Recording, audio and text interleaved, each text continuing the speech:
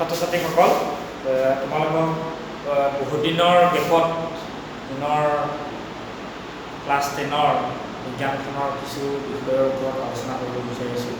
গতিকে তোমালোকে এই লকডাউনৰ সময়ছোৱাত এই ভিডিঅ'খিনি চাই যাতে কিছু উপকৃত হ'বা তাৰ এটা প্ৰয়াস কৰিব বিচাৰিছোঁ। গতিকে তোমালোকে যদি তাতো কিবা খুঁত ৰৈ যায় এইখিনি কথা পৰৱৰ্তী পৰ্যায়ত আমাৰ শ্ৰেণীসমূহ আৰম্ভ হ'লে এই খুঁতখিনি নাইকিয়া কৰিব পাৰি। এতিয়া মই তোমালোকৰ কাৰ্বন চেপ্টাৰ কাৰ্বন আৰু ইয়াৰ যৌগ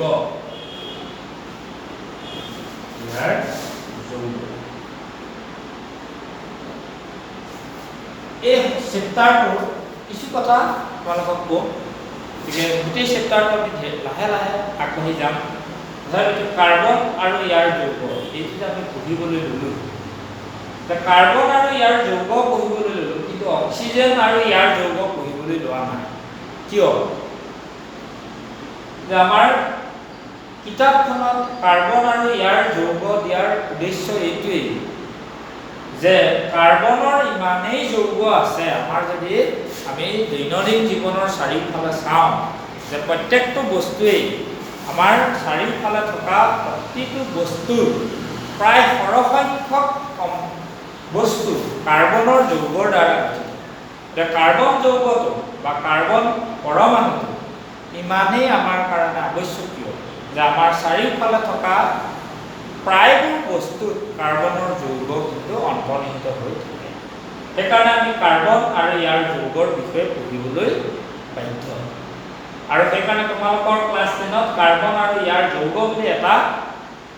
পাঠ দিছে। আৰু কাৰ্বনৰ বিষয়ে আমি পৰৱৰ্তী পৰ্যায়ত বহলভাৱে অধ্যয়ন কৰিবলৈ যিটো আমাৰ জৈৱ ৰসায়ন অৰ্গেনিক কেমেষ্ট্ৰি নামৰ এটা সুকীয়া বিষয় হিচাপে, সুকীয়া এটা ডিপাৰ্টমেণ্ট হিচাপে আমি ওপৰ লেভেলত পৰৱৰ্তী পৰ্যায়ত তোমালোকে পঢ়িবলৈ পাবা। সেইকাৰণে তোমালোকক কাৰ্বন আৰু ইয়াৰ যৌগ যিটো চিনাকি, এই চিনাকিটো ক্লাছ 10তেই দিব বিচাৰিছোঁ। এতিয়া কাৰ্বন বুলি কোৱাৰ লগে লগে তোমালোকে ক্লাছ 10ত পাইছা ইয়াৰ নামটো কাৰ্বন আৰু ইয়াৰ চিম্বলটো চি। এই কাৰ্বনটো এটা পৰমাণু মানে মৌল আমি যিটো চি লিখিছো যে কাৰ্বন মৌলটো চিন হ'ল চি। আৰু এই কাৰ্বনৰ পৰমাণু এটাত থকা প্ৰটনৰ সংখ্যা হ'ল 6টা। প্ৰটন থাকে 6টা আৰু ইলেক্ট্ৰন থাকে, এইখিনি তোমালোকে ক্লাছ 10ত পাই আহিছা, ইলেক্ট্ৰন থাকে 6টা। আৰু নিউট্ৰন যিটো আমাৰ পৰম পৰমাণু বুলি কোৱা হয় 6টা। এইটো হ'ল এটা পৰমাণুৰ তাৰ পৰমাণুটোত থকা উপকণাবিলাকৰ সংখ্যা। যে প্ৰটন থাকে 6টা, ইলেক্ট্ৰন থাকে 6টা আৰু নিউট্ৰন থাকে 6টা। এই পৰমাণুটোৱে অন্য মৌলৰ পৰমাণুৰ সৈতে ইমানেই যৌগ গঠন কৰিব পাৰে যে আমি পিৰিয়ডিক টেবুলখনত থকা অন্য মৌলবোৰৰ মুঠ যৌগতকৈ কাৰ্বনৰ যৌগ হয়তো বেছি হ'ব। সেইবাবে কাৰ্বনৰ গোটেই যৌগবোৰ অধ্যয়ন কৰিবৰ কাৰণে যিটো শাখা খোলা হ'ল তাক জৈৱ ৰসায়ন বুলি কোৱা। পোনপ্ৰথমে কাৰ্বনৰ যৌগসমূহ কেৱল জীৱিত পদাৰ্থত পোৱা যায় বুলি অনুমান কৰা হৈছিল। আৰু সেইবাবে আমি কাৰ্বন মানে জীৱিত বস্তুত পোৱা যৌগবিলাকক জৈৱ যৌগ বুলি কৈছিল। আৰু জীৱিত বস্তুত থকা যৌগবোৰত কাৰ্বন থাকেই, সেইকাৰণে কাৰ্বনৰ যৌগসমূহক জৈৱ যৌগ বুলি কোৱা হয়। কাৰ্বনৰ কিছুমান অজৈৱ যৌগও আছে, যেনে কেলছিয়াম কাৰ্বনেট, কাৰ্বন ডাই অক্সাইড। এইবোৰ সদায় জীৱিত বস্তুতেই নাথাকে। এনেকুৱাবিলাকক আমি কি বুলি কাৰ্বন থকা স্বত্বেও অজৈৱ যৌগ বুলি কওঁ। কিন্তু এই কেইটামানৰ বাদ দি সৰহসংখ্যক কাৰ্বন যৌগ জীৱিত বস্তুত পোৱা যায় আৰু সেইবাবে কাৰ্বনৰ যৌগখিনিক আমি কি বুলি কওঁ জৈৱ যৌগ বুলি কওঁ। পৰৱৰ্তী পৰ্যায়ত জৈৱ যৌগৰ সংজ্ঞাটো অলপ পৃথক ধৰণেৰে পাবা। ইয়াৰ পাছত এতিয়া আমি কাৰ্বনৰ বিষয়ে যেতিয়া আমি পঢ়িম কাৰ্বনৰ আমি পটনৰ সংখ্যা 6টা তাৰ মানে কি বুজি পালো ইয়াৰ পৰমাণু ক্ৰমাংক 6 ভৰ ক্ৰমাংক 12 তাৰ মানে পটন আৰু নিউটনৰ সংখ্যাৰ যোগফলটো 12 এটা কাৰ্বনত থকা ইলেক্ট্ৰনৰ সংখ্যা কিমান 6 এটা কাৰ্বন পৰমাণুটোৰ ইলেক্ট্ৰনীয় বিন্যাস কি হ'ব 2.4 এই যেটো ইলেক্ট্ৰনীয় বিন্যাস এই বিন্যাসটোৰ পৰা আমি জানিব লগা বহুত কথা আছে যে ইয়াৰ প্ৰথম খণ্ডটোত থকা ইলেক্ট্ৰন দুটা আৰু দ্বিতীয় খণ্ডটোত থকা ইলেক্ট্ৰনৰ সংখ্যা 4টা আৰু কাৰ্বনৰ দ্বিতীয় খণ্ডটোৱে আটাইতকৈ বাহিৰত থকা খণ্ড তাৰমানে সেইটোৱে হ'ল তাৰ যোজক খণ্ড এটা যোজক খণ্ডত থকা ইলেক্ট্ৰনৰ সংখ্যা আমি যোজক ইলেক্ট্ৰন বুলি যোজক খণ্ডত 4টা ইলেক্ট্ৰন আছে গতিকে কাৰ্বনৰ যোজক ইলেক্ট্ৰন কাৰ্বনৰ যোজক ইলেক্ট্ৰন কেইটা হ'ব 4টা এতিয়া ইয়াৰ যোজ্যতা কিমান এতিয়া যোজ্যতা উলিওৱা আমি যেটো আমি আগত উলিয়াই আহিছো যেতিয়া যোজক ইলেক্ট্ৰনৰ সংখ্যা 1 ৰ পৰা 4 লৈ হয় তেতিয়া পৰমাণুটোৰ যোজক ইলেক্ট্ৰনৰ সংখ্যাই যোজ্যতা আৰু যেতিয়া যোজক ইলেক্ট্ৰনৰ সংখ্যা 4তকৈ বেছি হয় অৰ্থাৎ 5 6 বা 7 8 ম্যাক্সিমাম কিমান হ'ব পাৰিব 8 তেতিয়া 8 ৰ পৰা যোজক ইলেক্ট্ৰনৰ সংখ্যাটো বিয়োগ কৰি পোৱা সংখ্যাটোই পৰমাণুটোৰ যোজ্যতা এটা কাৰ্বনৰ যে যোজক ইলেক্ট্ৰন 4টা গতিকে তাৰ যোজ্যতা কিমান 4 যোজ্যতা মিন্স তে ইয়াৰ এই পৰমাণুটোৰ যোজ্যতা অৰ্থ এটোই যে ই অন্য পৰমাণুৰ সৈতে যে 4টা ইলেক্ট্ৰনৰ ভাগ বতৰা কৰি বান্ধনী গঠন কৰিব মানে অন্য একযোজী পৰমাণু 4টাৰ লগত ই বিক্ৰিয়া কৰিব যদি দ্বিযোজী পৰমাণু আহে দুটাৰ লগত তেনে ধৰণে ই যৌগ গঠন কৰিব এটা যোজ্যতাই তাৰ ৰাসায়নিক বান্ধনী গঠনৰ যেটো পৰিমাপক যেটো যোগ সেই যোগটো এটা নিৰূপণ কৰে এটা কাৰ্বনৰ যোজ্যতা 4 এই কথাটো আমি মনত ৰাখিব লাগিব এটা তোমালোকৰ কিতাপখনত কাৰ্বনৰ বিষয়ে দিবলৈ যাওঁতে এতিয়া আমি ইয়াৰ আগতে আৰু কেইটামান কথা পঢ়ি ল'ব লাগিব যে আমি এটা যৌগ পাইছো যে সোডিয়াম ক্লৰাইড ইতিমধ্যে তোমালোকে এইটো পঢ়িছা সোডিয়াম ক্লৰাইডত সোডিয়াম আয়ন আৰু ক্লৰাইড আয়নৰ মাজত হোৱা বিদ্যুৎ স্থিতীয় আকৰ্ষণী বলৰ দ্বাৰা বান্ধ খাই থাকে য'ত ইলেক্ট্ৰনৰ আদান প্ৰদান হয় সোডিয়ামে এটা ইলেক্ট্ৰন দিয়ে আৰু ক্লৰিনে সেই ইলেক্ট্ৰনটো গ্ৰহণ কৰে তাৰ মানে ইয়াতে সোডিয়ামটো হ'ল ধাতু আৰু ক্লৰিনটো হ'ল অধাতু গতিকে ধাতু আৰু অধাতুৰ মাজত যেতিয়া বিক্ৰিয়া হয় তেতিয়া ইলেক্ট্ৰনৰ কি হয় আদান প্ৰদান তাৰ মানে ধাতুৱে ইলেক্ট্ৰন দিয়ে আৰু অধাতুৱে ইলেক্ট্ৰনটো গ্ৰহণ কৰে ফলত বিপৰীত ধৰণে আধানৰ সৃষ্টি হৈ সিহঁতৰ মাজত এটা প্ৰবল আকৰ্ষণী বল উদ্ভৱ হয় আৰু সেই প্ৰবল আকৰ্ষণী বলৰ প্ৰভাৱত তাত এটা যৌগ গঠন হয় এনে ধৰণৰ বান্ধনী বিলাকক আমি কি বুলি কৈছিলো যে আয়নীয় বান্ধনী এনে বান্ধনী বিলাকক আয়নীয় বান্ধনী এই আয়নীয় বান্ধনী বিলাক গঠন হওঁতে আমাক তাত থকা পৰমাণু দুটাৰ সাধাৰণতে এটা ধাতু আৰু এটা অধাতু এটা আমাৰ কাৰ্বন যৌগ বিলাক যে কাৰ্বনটো যেহেতু এটা অধাতু এটা কাৰ্বন পৰমাণুটো এটা অধাতু এই অধাতু ই সাধাৰণতে অধাতুৰ সৈতে বেছি সংখ্যক যৌগ উৎপন্ন কৰে অধাতু আৰু অধাতুৰ মাজত যেতিয়া বিক্ৰিয়া হ'ব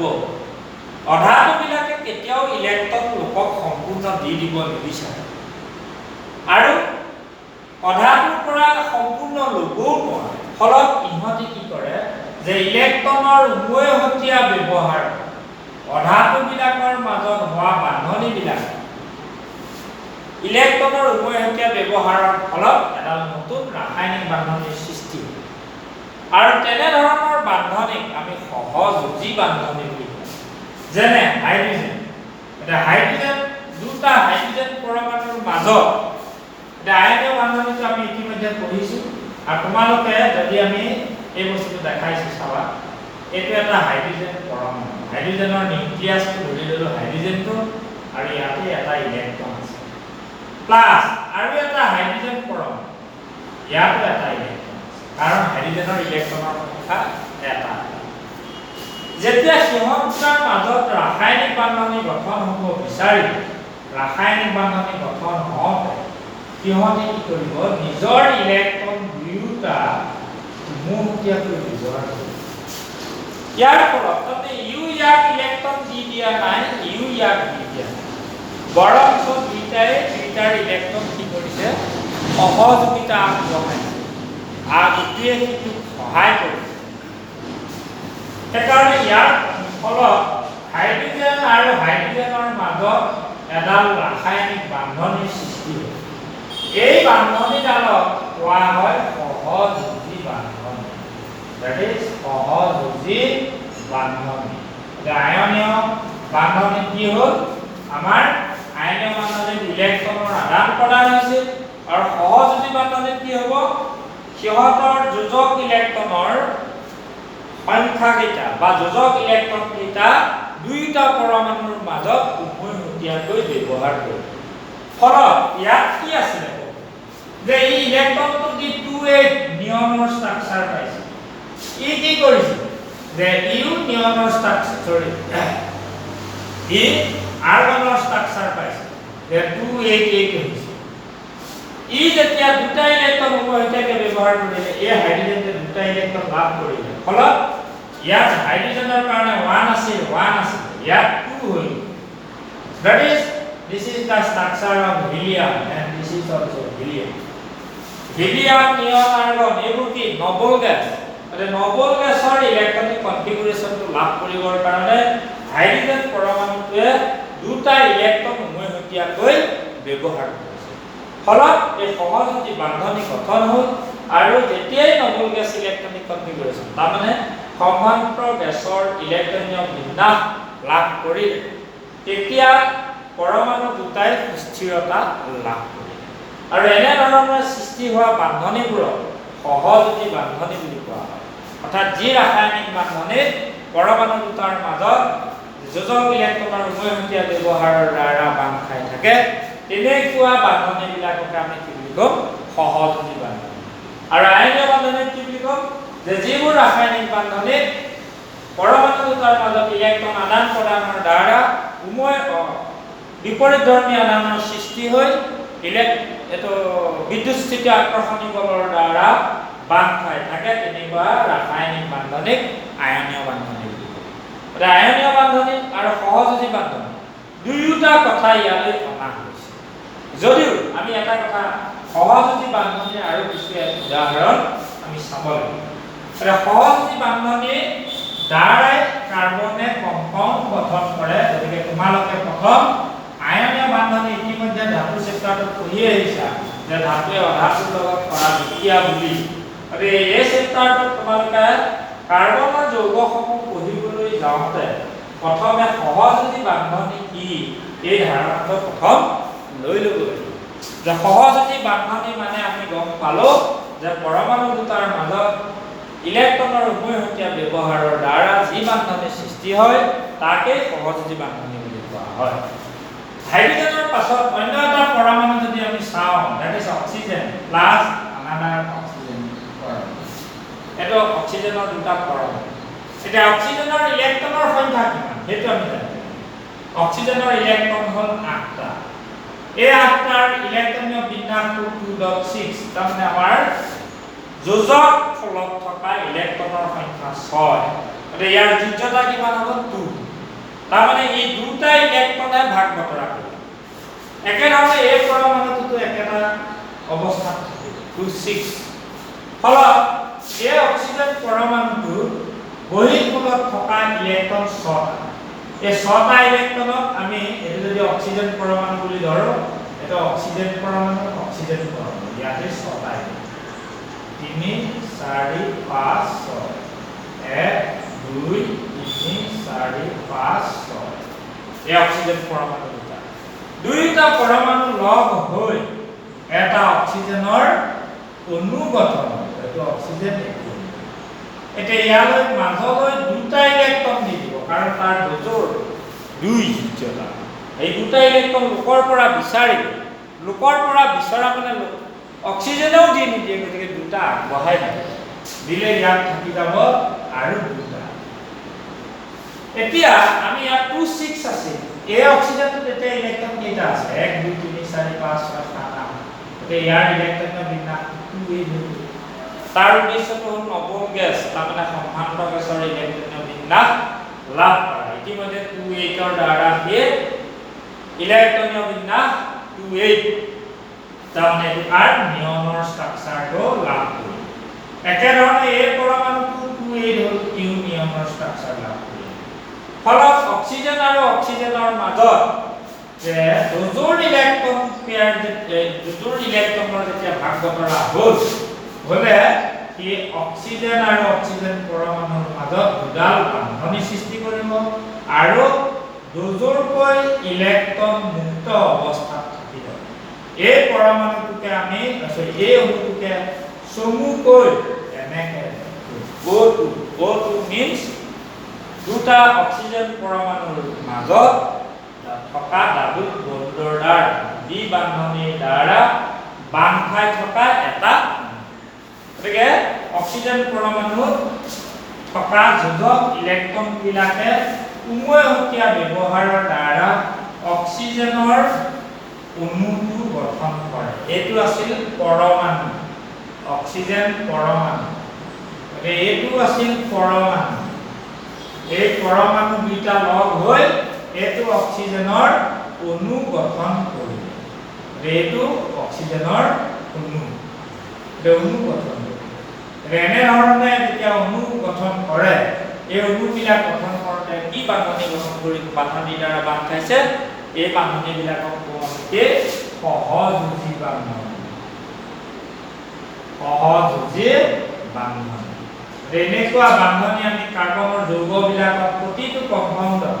প্ৰতিটো যৌগতেই পাম একেধৰণে যদি আমি নাইট্ৰজেনৰ কথা ভাবো এই অক্সিজেনৰ জায়গাত আমি এবাৰ যদি নাইট্ৰজেন থাকো সাপোজ এটা নাইট্ৰজেনৰ পৰমাণু নাইট্ৰজেনৰ বহিঃকোণত থকা ইলেক্ট্ৰন কেইটা 7 আমাৰ অৰিজিনালি ইলেক্ট্ৰন আছিল 7টা এতিয়া বহিঃকোণত কেইটা থাকিব 5টা তাৰমানে এটো কি হ'ব 2 5 এইটো ক্ষেত্ৰত যদি চাওঁ এটো কি হ'ব 2 5 আৰু ইয়াত থাকিব 5টা এই 5টা ইলেক্ট্ৰন এইটো নাইট্ৰজেন তেতিয়া ইয়াত নাইট্ৰজেনৰ যোজ্যতা কিমান হ'ব ঠিক কাৰণ 8 পৰা 5 যোগ কৰিলে আমাৰ যোজ্যতা কিমান হ'ব 3 হলে এই নাইট্ৰজেনে পুনৰ ইয়ালৈ এটা দিব আৰু ইয়াত মাত্ৰ দুটা কাৰণ নাইট্ৰজেনৰ 5টা ইলেক্ট্ৰন আছে এতিয়া 5টা ইলেক্ট্ৰনৰ 3টা উমৈহতীয়া ব্যৱহাৰৰ কাৰণে আগবঢ়াই ইউ 3টা দিয়াৰ পাছত এই নাইট্ৰজেন পৰমাণুটোৰ মুক্ত অৱস্থাত আৰু দুটা ইলেক্ট্ৰন থাকে ফলত দুটা পৰমাণুৰ মাজত 3 জোড়া ইলেক্ট্ৰন ভাগ বতৰা হয় আৰু এই 3 জোড়া ইলেক্ট্ৰন ভাগ বতৰা হোৱাৰ কাৰণে আমাৰ যেটো নাইট্ৰজেনৰ অণুটো গঠন হ'বৰ সময়ত নাইট্ৰজেনৰ মাজত ত্ৰিপুল বন্ধ তাৰমানে টি বান্ধনি গঠন আৰু ইয়াত চমুকৈ যেহেতু ইয়াত দুটা পৰমাণু থাকে গতিকে নাইট্ৰজেন অণু হিচাপে পুনৰ এই 2 5 যেটো ইলেক্ট্ৰনৰ বিন্যাস আছিল সেইটো 2 8 লাভ কৰিলে অৰ্থাৎ নিয়নৰ গঠন লাভ কৰিলে এই পৰমাণুটো 2 8 অৰ্থাৎ নিয়নৰ গঠন লাভ কৰিলে ফলত দুইটা পৰমাণু আণবিক যেটো অণুৰ ৰূপত এটা সুস্থিৰ অণু গঠন কৰিলে গতিকে ইয়াত 3 জোৰ ইলেক্ট্ৰন ভাগ বতৰা হোৱাৰ কাৰণে পৰমাণু দুটাৰ মাজত টি বান্ধনি আৰু যদি দুজোৰ অণু ভাগ বতৰা হয় তেতিয়া ডি বান্ধনি মানে দুডাল বান্ধনি আৰু যেতিয়া এজোৰ আহে দুটা পৰমাণুৰ মাজত ভাগ বতৰা হ'ব তেতিয়া এজোৰ এনেকুৱা ধৰণৰ বান্ধনিবিলাকক কোৱা হয় সহযোজী বান্ধনি এইখিনি হ'ল তোমালোকৰ সহযোজী বান্ধনিৰ ওপৰত ল'ব লগা ধাৰণা এটা হাইড্ৰোজেন, অক্সিজেন আৰু নাইট্ৰোজেন এই তিনিটা কাৰ্বন কম্পাউণ্ড নহয়, এটা বেলেগ। আমি এইটো কাৰণে পঢ়িলো যে আমি সহযোজী বান্ধনি কেনেদৰে গঠন হয় যে তাৰ এটা ধাৰণা আয়ত্ত কৰিম। ইয়াৰ পৰৱৰ্তী পৰ্যায়ত যেতিয়া আমি কাৰ্বন কম্পাউণ্ড পঢ়িম, যেটো কাৰ্বনটো এটা অধাতু, এই অধাতুৰ সৈতে বিক্ৰিয়া কৰি বিভিন্ন যৌগ উৎপন্ন কৰে। সেইকাৰণে সকলো কাৰ্বন কম্পাউণ্ডত এতিয়া আমি পঢ়িব লগা সকলো কাৰ্বন কম্পাউণ্ডত আমি সহযোজী বান্ধনি লিখিব লাগিব। উদাহৰণস্বৰূপে এটা carbon compound, suppose this is CH4। CH4 মানে কি বুজিলো যে এটা কাৰ্বনৰ সৈতে 4টা হাইড্ৰোজেন পৰমাণু বান্ধ খাই এটা অণু সৃষ্টি হৈছে আৰু এই অণুটোৰ নাম, এটা কাৰ্বনৰ যৌগ, এইটোৰ নাম হ'ল মিথেন। এটা মনত ৰাখিবা যে মিথেন। এই মিথেনটো এটা কাৰ্বন পৰমাণুৰ সৈতে 4টা হাইড্ৰোজেন পৰমাণু বান্ধ খাই আছে আৰু তাৰ যিটো ইলেক্ট্ৰন বিন্দু গঠন, এইটো যদি আমি চাওঁ কাৰ্বনৰ ইলেক্ট্ৰন, যোজক ইলেক্ট্ৰন 4টা, সেই 4টা ইলেক্ট্ৰনক মই ফৰ্চ দি বুজাইছো। ইয়াৰ সৈতে 4টা হাইড্ৰোজেনে 4 ফালৰ পৰা এইটো দব দিয়াটো হ'ল হাইড্ৰোজেনৰ ইলেক্ট্ৰন আৰু ইয়াত যেতিয়া এটা হাইড্ৰোজেন আহিব, এই হাইড্ৰোজেনটো ইয়াত এটা হাইড্ৰোজেন আহিব, এইটো ইয়াত আৰু ইয়াত এটা হাইড্ৰোজেন আহিব, এইটো ফলত কাৰ্বনৰ 4টা যোজক ইলেক্ট্ৰনে 4টা হাইড্ৰোজেনৰ সৈতে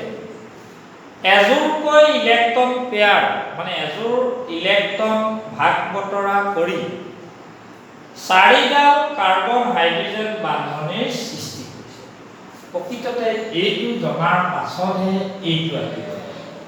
কাৰণ এইটোত আমি বুজি পাম যে এডাল বন মানে কি বুজি পাইছে, এই কাৰ্বন আৰু এই হাইড্ৰোজেনৰ মাজত এযোৰ ইলেক্ট্ৰন ভাগ বতৰা হৈছে, যাৰ ফলত এই বান্ধনিডালৰ সৃষ্টি হৈছে। একেদৰে এই কাৰ্বন আৰু এই হাইড্ৰোজেনৰ মাজত এই ইলেক্ট্ৰনটোৰ ভাগ বতৰা হোৱাৰ ফলত এই বান্ধনিডাল হৈছে। একেদৰে বাকী দুডাল বান্ধনিৰ সৃষ্টি হৈছে আৰু এই বান্ধনিবোৰ গঠন হোৱাৰ ফলত হাইড্ৰোজেনে হিলিয়ামৰ ইলেক্ট্ৰনিক কনফিগাৰেশ্যন, তাৰমানে ইলেক্ট্ৰনীয় বিন্যাস লাভ কৰিছে। আৰু কাৰ্বনে যদি এতিয়া আমি চাওঁ, কাৰ্বনৰ ইলেক্ট্ৰনীয় বিন্যাসটো আছিল 2,4 আৰু মিথেনত কাৰ্বনৰ ইলেক্ট্ৰনীয় বিন্যাসটো হৈ গ'ল 2,8, কাৰণ তাৰ যোজক ফলত বৰ্তমান 8টা ইলেক্ট্ৰন দেখিবলৈ পাইছো। 2,8 মানে নিয়নৰ ষ্ট্ৰাকচাৰ লাভ কৰি কাৰ্বন পৰমাণুটোৱে যেতিয়া কাৰ্বন পৰমাণুটোৱে 4টা হাইড্ৰোজেন পৰমাণুৰ সৈতে লগ হোৱাৰ লগে লগে কাৰ্বনৰ ইলেক্ট্ৰনীয় বিন্যাসটো সুস্থিৰ অৱস্থালৈ আহিব, একে সময়তে হাইড্ৰোজেনৰ ইলেক্ট্ৰনীয় বিন্যাসটো সুস্থিৰ অৱস্থালৈ আহিব আৰু এই সুস্থিৰতা অৱস্থা প্ৰাপ্তিৰ কাৰণে পৰমাণুবিলাকৰ মাজত কি হয়, ৰাসায়নিক বান্ধনিৰ সৃষ্টি হয়, আয়নীয় বান্ধনি নহয় সহযোগী বান্ধনি। এনে ধৰণৰ বান্ধনিবিলাকক আমি সহযোগী বান্ধনি বুলি ক'ব পাৰোঁ। একেধৰণে যদি আমি বেলেগ এটা মলিকুলৰ কথা ভাবো, যে একে কাৰ্বন যৌগৰ আৰু এটা মলিকুল তোমালোকৰ টেক্সটবুকত আছে, দ্যাট ইজ ইথেন, C2H6, দুটা কাৰ্বন। দুটা কাৰ্বন যেতিয়া থাকিব, আমি এইটো আগতে এনে ধৰণে ৰাখিব আৰু প্ৰত্যেকটো কাৰ্বনৰ ভ্যালেন্স ইলেক্ট্ৰন 4টা, গতিকে আমি দুটা ইয়াৰ মাজত শ্বেয়াৰ কৰা যায়। একেধৰণে বাকী 3টা ইয়াত থাকিব, এই 3টাৰ সৈতে এটা হাইড্ৰোজেন ইয়াত, যেতিয়া 6টা আছে, গতিকে প্ৰত্যেকটো কাৰ্বনৰ ভাগত হাইড্ৰোজেন এটা 3টা কৰিব।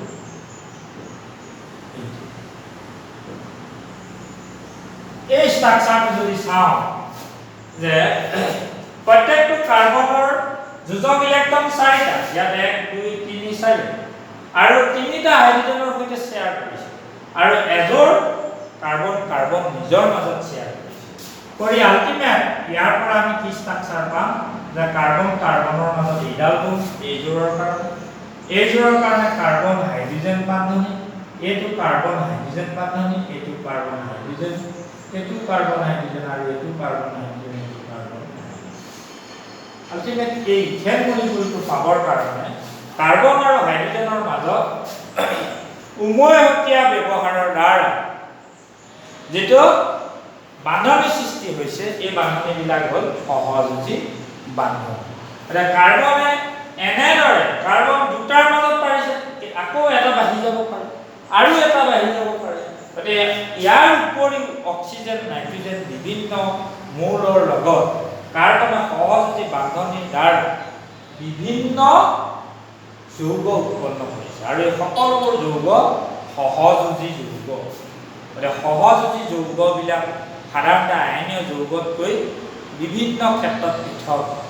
এতিয়া আয়নীয় যৌগৰ ধৰ্ম আৰু সহযোজী যৌগৰ ধৰ্মৰ বহুখিনি পাৰ্থক্য থাকে। এই চেপ্টাৰটোত আমি যদিও সহযোজী যৌগ বেলেগ বা বহুখিনি আছে তথাপিও কেৱল আমি কাৰ্বনৰ যৌগসমূহৰ ওপৰত বিশেষভাৱে গুৰুত্ব দিম আৰু কাৰ্বনৰ যৌগবোৰ কিয় সহযোজী যৌগ হ'ল এই কথাটো আমি কিন্তু জানিব লাগিব যে কিয় কাৰ্বনে আয়নিক বন্ড গঠন নকৰে। সেই কথাটো আমি ইলেক্ট্ৰনিক বিন্যাসৰ পৰা আমি কম যে কাৰ্বনৰ ইলেক্ট্ৰনিক কনফিগাৰেশনটো যদি চাওঁ 2 4 এতিয়া যেতিয়া তোমাৰ ক্লোৰিন হ'ব ক্লোৰিনৰ 2 7 অক্সিজেনৰ 2 6 ক্লোৰিনে 7টা ইলেক্ট্ৰন ভাগ বতৰা কৰাতকৈ এটা ইলেক্ট্ৰন কাৰ্বনৰ পৰা যদি পাই যায় বেটাৰ বেছি ভাল কিয় এটা ইলেক্ট্ৰন লাভ কৰাৰ পাছত 2 অক্সিজেনে 6টা ইলেক্ট্ৰন কাৰ্বনৰ সৈতে ভাগ বতৰা কৰাতকৈ কাৰ্বনৰ পৰা যদি 2টা ইলেক্ট্ৰন পাই যায় তেতিয়া 2h ষ্ট্ৰাকচাৰ হয়। কিন্তু কাৰ্বনে যদি লোকৰ পৰা ইলেক্ট্ৰন লৈ লয় কেইটা ল'ব মিনিমাম 4টা ইলেক্ট্ৰন ল'ব লাগে। এটা কাৰ্বনে কাৰ্বন পৰমাণুৰ 4টা ইলেক্ট্ৰন লৈ কাৰ্বন 4 নিগেটিভ উৎপন্ন কৰে বা কাৰ্বনে যদি লোকক দিয়ে দিবলৈ হলে কাৰ্বনে কিমান দিব লাগিব লোকক 4টা ইলেক্ট্ৰন দিব লাগিব তেতিয়া হিলিয়ামৰ ষ্ট্ৰাকচাৰ 4টা ইলেক্ট্ৰন লোকক দিয়া বা লোকক লোৱা যিটো লোকৰ পৰা 4টা ইলেক্ট্ৰন লৈ ইয়াৰ প্ৰথম থাকে মাত্ৰ 6টা প্ৰথমে লোকৰ 4টা এক্সট্ৰা ইলেক্ট্ৰন ধৰি ৰখাটো সম্ভৱ নহয় যি কাৰ্বন 4 নিগেটিভ আয়নক ষ্টেবিলিটি দিব নোৱাৰিব যেটো প্ৰথম 6টা আকৌ 4টা ইলেক্ট্ৰন গুচি যোৱাৰ পাছত মাত্ৰ 2টা ইলেক্ট্ৰনৰ সৈতে কাৰ্বন পৰমাণুটো সুস্থিৰ অৱস্থাত নাথাকে। সেইকাৰণে কি ইলেক্ট্ৰন দিয়া বা লোৱা দুয়োটাতে যেহেতু ষ্টেবল হ'ব নোৱাৰে সেইকাৰণে কাৰ্বনে সদায় কোভেলেন্ট কম্পাউণ্ড গঠন কৰিবলৈ বিচাৰে। যে কাৰ্বনে যেতিয়া কোভেলেন্ট কম্পাউণ্ড গঠন কৰিবলৈ বিচাৰে তেতিয়া এই লোকক ইলেক্ট্ৰন দিবও নালাগে ল'বও নালাগে কি কৰিব উমৈহতীয়া ব্যৱহাৰ কৰিব ফলত তাৰ যৌগটো সুস্থিৰ হ'ব আৰু তাৰ নিজৰ ইলেক্ট্ৰনীয় বিন্যাস সুস্থিৰ অৱস্থা প্ৰাপ্ত হ'ব। সেইকাৰণে কাৰ্বনে আয়নীয় যৌগ গঠন নকৰে কাৰণ কি আয়নীয় যৌগ গঠন কৰিবলৈ হলে কাৰ্বন হয় 4 নিগেটিভ নতো কাৰ্বন 4 পজিটিভ হ'ব লাগিব। কাৰ্বন 4 পজিটিভ আৰু কাৰ্বন 4 নিগেটিভ দুইটাই সুস্থিৰতা যথেষ্ট কম সেইবাবে কাৰ্বনে আয়নীয় যৌগ গঠন নকৰি সহযোজী যৌগ গঠনৰ যিটো ইচ্ছা বা গঠন কৰি অধিক সুস্থিৰতা লাভ কৰিব। মানে কাৰ্বনৰ ওপৰত মই তোমালোকক আজি ইমানখিনি ক'লো। পৰৱৰ্তী পৰ্যায়ত যে কাৰ্বনৰ